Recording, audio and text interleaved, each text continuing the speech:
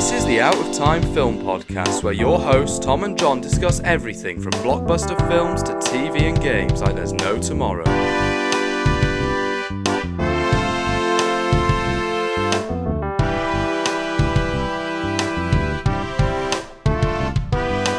Hello and welcome to the Out of Time Film Podcast. I'm Tom. I'm John. And this week we are talking about Tales of the Teenage Mutant Ninja Turtles. Yes, it's pretty rare where we get like a follow-up from a movie into a show. And in these cases, do we need to see more of the world in the TV show? And I think that's a pretty cool concept to explore more of the characters in the TV format. It has that power to develop some characters or to explore more things. But in these cases, it's like, do we really need it? So for example, Megamind, the movie was like done, finished, that was amazing. But then it got a TV show and a movie, and that was abysmal. Like the animation wasn't there, they lacked all the personalities on the characters, and it was like, why do we need this? But here, this was so surprising for me because I'm like worried, like, okay, how are they going to follow up from the movie? Because if you haven't seen the movie, it's great. The movie was awesome. It was such a vibe. It's such a fun show to watch. I agree. I think that this is such a great opportunity to expand upon the universe. I mean, I'm actually looking at it right now,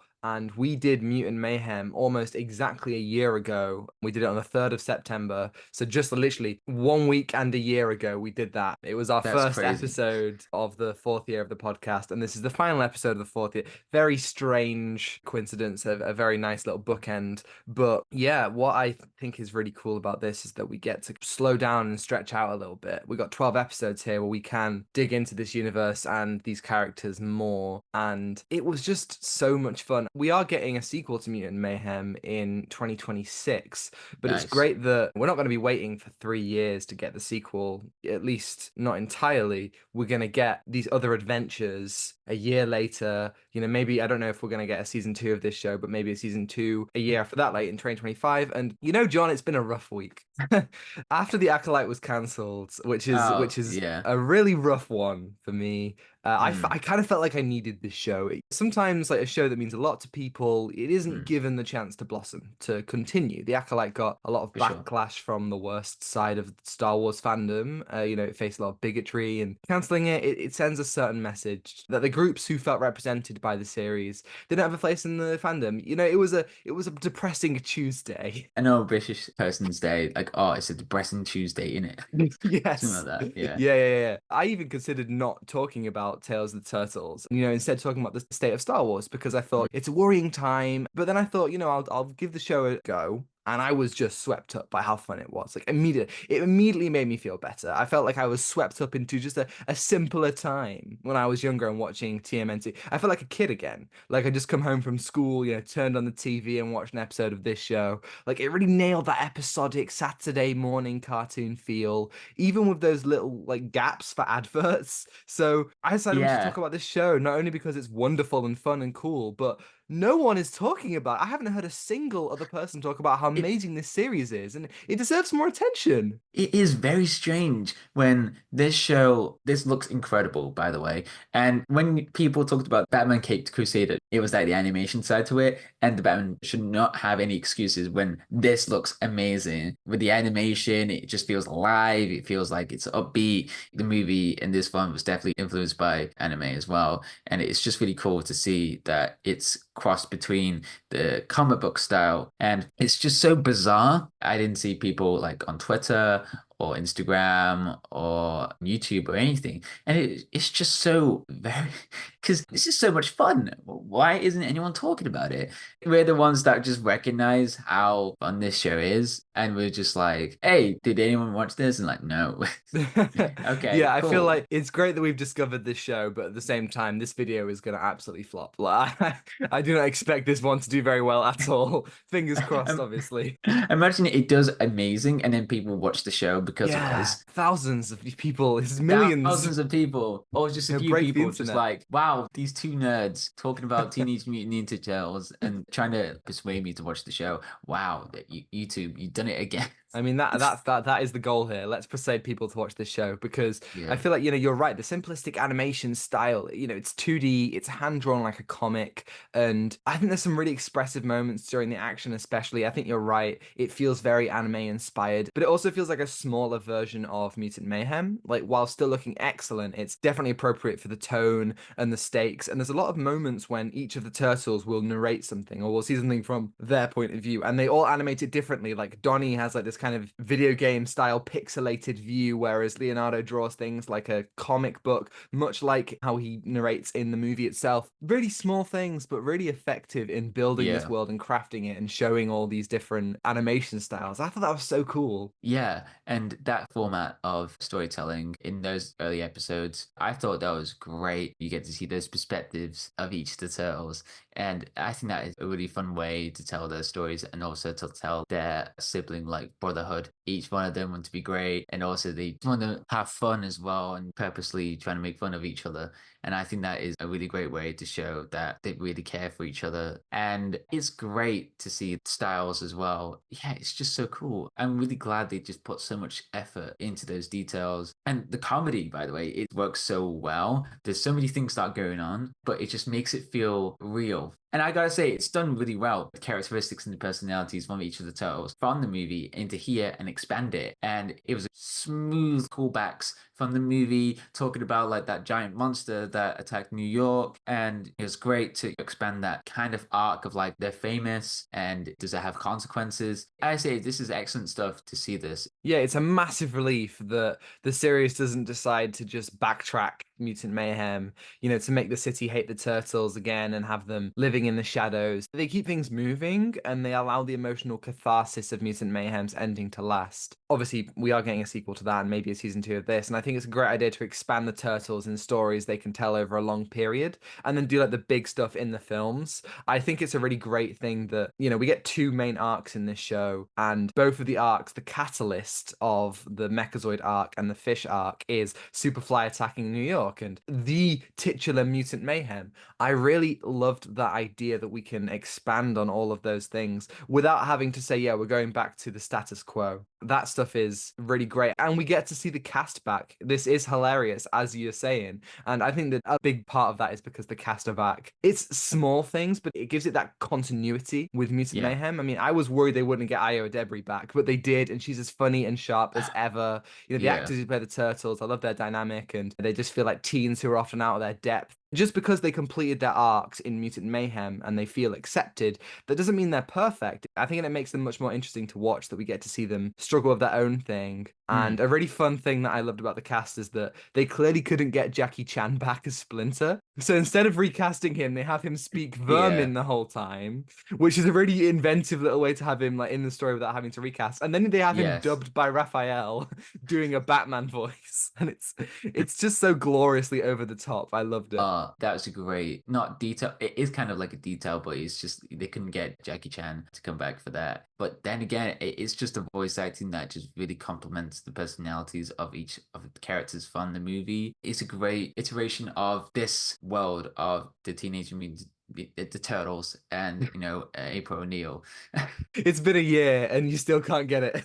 Okay, it's been a year. The Turtles, with the Turtles and April O'Neil, and I think the movie just sets that up really well for them. But here with the TV show, it's just really nice to see that voice acting again and just have fun with it. Again, there's so many things that are going on with the comedy, but it's excellent in that way. And it really reminded me of Cloudy with the Chance of Meatballs with that kind of Yeah. vibe. And Scott Pilgrim Takes Off, like those things that references, like the video games Yeah. that here and here. It's not a bad thing. It's an excellent thing to like have that dialogue going. There's nothing wasted. And again, I don't want to make comparisons, but Batman Caped Crusader had like moments that wasn't enough energy to drive it. And again, it's the animation that kind of like drags that as well. But this in Turtles, it's just so fun just to see it and it keeps moving and you're not really bored. And the pacing is just excellent. Yeah, the structure of the series, it takes full advantage of the format. Like, like many TV spin-offs, we have more time to tell individual smaller stories, and they absolutely do. The first four episodes split the gang up, and we get, individual episodes about Leo, Mikey, Raph, Donnie, all one after another.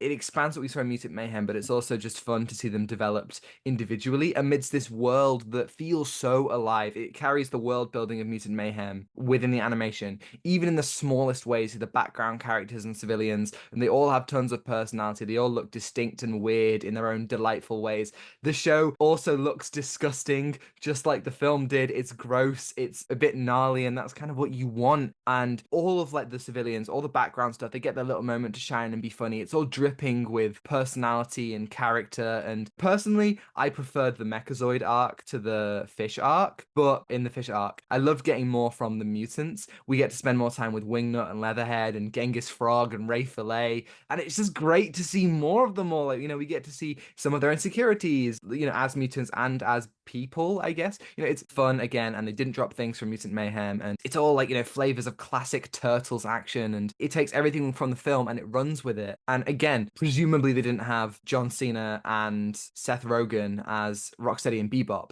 but they're like, okay, we don't have to do the big heavy hitting characters. We're not about to introduce Krang. Here's Leatherhead, and we're gonna somewhat tackle their insecurities about being a mutant alligator. That stuff is really effective. Yeah, and with that mutant arc, I thought that was really effective because they actually thought about the catalyst from the movie. Because I think many films and TV shows, when it transitions onto there, they go back from the start. They always go back from the idea of like, okay, nobody likes them again. What was that? And it just makes it harder for us. Like those who watch the movie, everyone liked them, slowly developed them. And here, I think the idea of they're famous and now the mutants are getting recognition. That was great. But the Mechazoid arc was great. That had so many connections, from the first episode, which is really cool. It's like those moments that you don't think they're key, but they are for each of the characters to understand their purpose or their ideas for those four episodes. I really liked Leonardo's arc in that first episode. Is he better without the turtles or is he better with the turtles? And it's like that idea of he's just Leonardo. Leonardo's a great character if you haven't seen much of the turtles as well. But my favorite is Michelangelo. He's always been my favorite. Who's your favorite? I mean, it's Leo, man. I absolutely adore, the leader of the four. It differs in different iterations of the Turtles, but in this one specifically, he's the one who has like the little crush on April. I think that's so fun. I love how he's constantly being expected to come up with the ideas, but he doesn't really know what to do. There's a great moment where I can't remember what exactly he says, but in the fish arc, he's standing on top of like some rubble and he's like, let's go get him. And everyone's like, come on, you're not Batman. He's like, I'm Batman. It's just really funny. And there's some really like endearing moments. All the turtles. I mean, Mikey, I love how his whole thing in the first arc is like, what do I do? Leo's the leader, Donnie's the tech guy, Raph's angry. Yeah. What am I for? And we get to see that he kind of has that kind of human connection. He births Pigeon Pete and he has Pigeon that whole Pete, thing. my favorite, my Yes. favorite. Pigeon And he has Pete. this whole thing with Rod and all this. It's really great to see all those things developed. And each episode, we get some really cool action. Like Donnie has this whole episode on a speeding train, which I thought was so exciting. And using that space, like the train and the subway, that's all we're not really leaving that area. Having him fighting a Mechazoid and trying to stop the train and trying to also reprogram is just really cool throughout. They're really creative in what they decide to do. They can stretch out a really cool action sequence for 20 minutes and it doesn't feel like we're Wasted. like it's Never go wasted. yeah, it doesn't Yeah. feel like it's going on for too long. Yeah. And Raph, I think that was the funniest. Yes. With the chickens. I did not expect that. Raph gets locked up into this chicken warehouse. He fights. Who's the guy that keeps all the chickens? Yeah, the purple gang or something. Yeah, it's the Purple Dragon The Gang. Yes, that's right. It's not the purple Yeah. hand gang from Horrid Henry. Oh, the Purple Hand Gang. No, that takes me back. Yeah, the chicken. That was interesting to explore this character who loves chickens. I forgot his name, but he really loves chickens and he really cares about them. And it's like, okay, he's good. But then what Raph's purpose, idea of like how to be better was like, just be nice and, tell a few jokes. It was like one of those weird episodes that you have no idea where it's going, like chicken with arms and, trying to save them. but then the guy really loves chicken, but then he's like, don't be mean about chickens. That was a funny episode. Yeah, it's all really fun, and I think that's great that we retain that quality. It doesn't get too dark or, too serious at any point. And I generally wonder whether this series across TV or films, whether they will get dark at any point. But right now, I do enjoy just having fun with these characters, not taking things too seriously. But we do get some actually surprisingly emotional stuff with the villains. Yeah. Bishop, who's the villain Bishop, yeah. who made all the Mechazoids, she has this kind of tragic backstory. But then for me, it was the fish, the three fish. I can't remember their gang name, but they were the ones who actually really emotion. Like Goldfin had this really depressing tale about how they were mutated and all of the other fish rejected them, and he was so hell bent on power and feeling powerful. I really enjoyed that, and he kind of forms this family dynamic with the other two fish, but they eventually split as a family, and it's sad, John. It made me feel things. Ah, oh my God, you feel things. Oh my God, you are Yeah. human. Well, that's good. I mean, I cry. I didn't cry at this, but I cry at the most easy things. I think that emotional moment with Bishop, telling about her backstory about her sister, and then she wanted to make a better future for people with robotics. I think that was a great character to look into. And then that whole dream is crushed by that monster, and that drive for that character, that motivation was a great backstory. We understood. We're like, wow, okay, that is great to see about that. And then there was a great moment where the turtles actually get to meet Bishop for the first time, and they have this emotional conversation about Bishop's sister, but also like this truce they're gonna have. Those moments are key to like understand about the villains. The villains are just human beings at the end of the day. That's Absolutely. And that's these villains aren't one and done as well. There are little teasers at the end of each arc. Goldfin survived the explosion, and Bishop gets approached by the Defenders of Earth or something. That's really yes. interesting.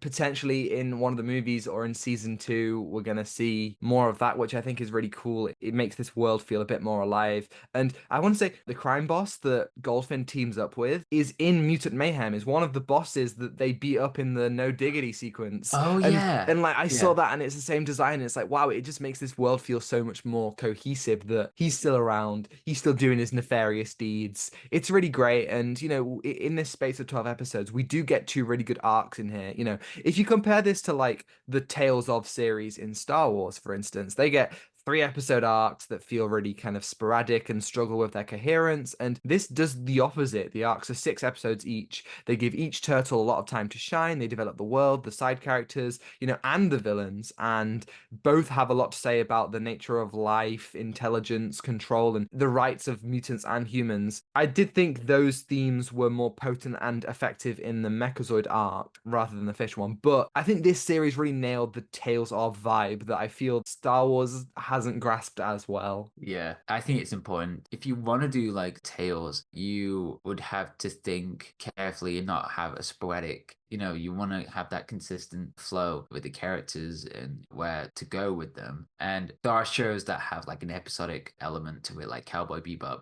I can't mention an anime without Cowboy Bebop. It's just an episodic story. And what it does is they show you everything, but they have that emotional connection, with these characters. And here, I think you kind of get to see that as well. And I think that is a great thing to do if you're doing the Tales thing, to expand or come across something that you haven't done, or not to repeat that side of the story. It's great to have that. This is great. I want more of this type of shows that they just keep going, like Scott Pilgrim takes off. It's so much fun. Oh, well, you're gonna love what we're doing next week then, but not yet, John.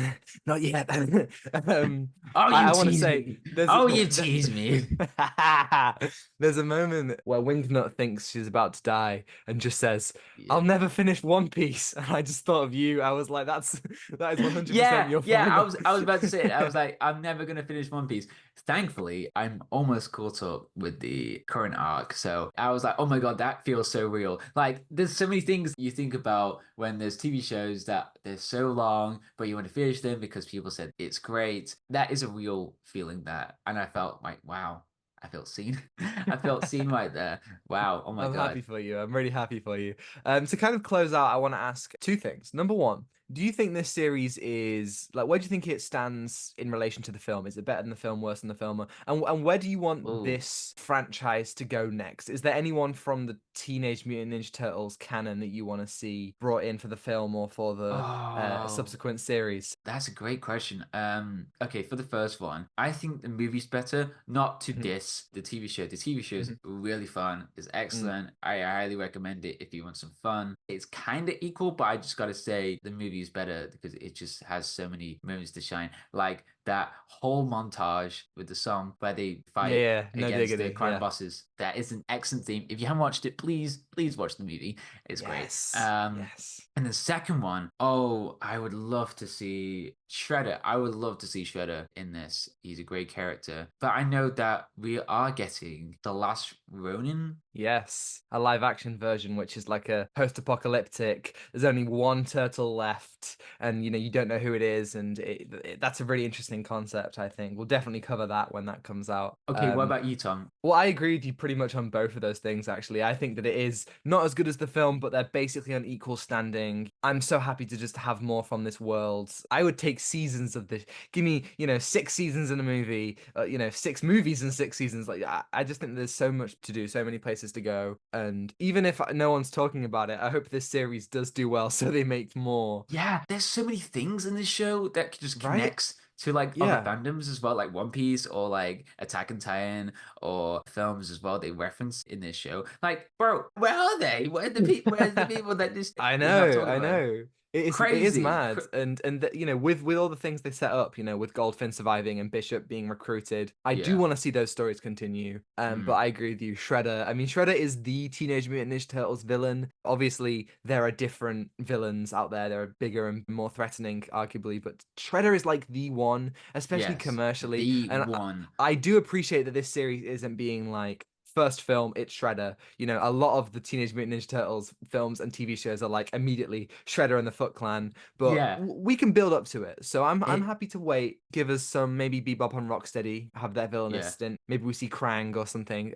There's numerous places we can go. Yeah. So Tales of the Teenage Mutant Ninja Turtles. What do you give it out of 10? An 8. Me Great show. too. Me Great too. show. Thank you everybody for listening. If you're listening on YouTube and you liked it, you can like and subscribe if you want to see more. And if you're listening on Spotify or Apple, you can follow and give us a 5-star review if you think we're worthy. And John, that's 4 years of the podcast. Stop laughing. That's 4 years of the I'm sorry. podcast. It's just the way that you went like that. It's just okay. I don't even know if that would have picked up on the mic, but yes, that's 4 years of the podcast, my friend. Wow. That's it. Wow. 209 episodes. We did it. We're still going. I don't know. We It did sounds it. again. It sounds like we finished. We're not finished, but like We're not finished. another milestone. Thank you, the last 8 months, essentially, we've been on a roll.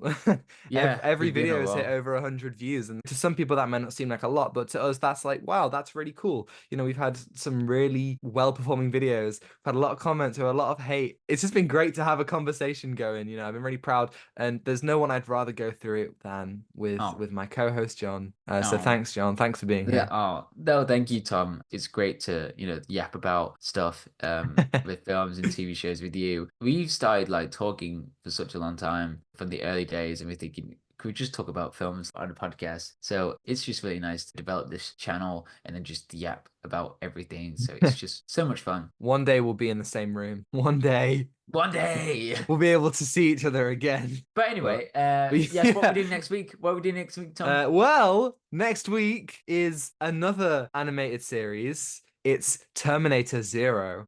Yes. Oh my God. It looks crazy. It does look To be crazy. honest. And Yeah. yeah, so you can send us an email at ourtimefilmpod@gmail.com. We'll be recording next Saturday. So let us know your thoughts on Terminator Zero by then, and we'll answer it right here on the podcast next week. Very interested to see how they're going to do a Terminator. And you can follow us on Instagram at Out of Time Film Pod to see our incredible thumbnails from Zain Afzal, on Twitter for more thoughts on Tom and me, and TikTok to see edited clips, which are all also up on Instagram Reels and YouTube Shorts. And you can find links to that all in the description below. Thanks to Jones-Meyer for the excellent theme and Ronan Phillips vocals as always. And I think that's everything.